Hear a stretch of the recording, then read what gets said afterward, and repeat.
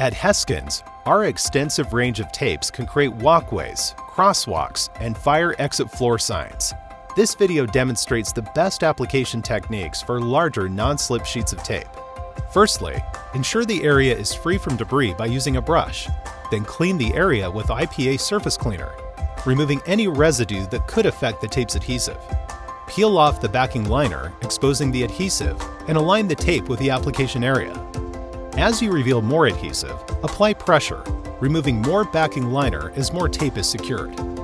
When laying multiple sheets of tape, as you do when constructing a crosswalk for instance, do one strip of the non-slip material at a time, removing the backing as you go. This approach will help you keep individual sheets aligned. The larger surface of non-slip material allows you to add slip-resistant properties and safety messages to a larger area.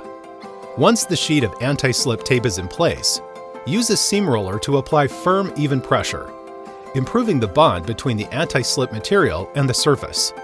Finally, apply edge fix around the edges to prevent edge lift.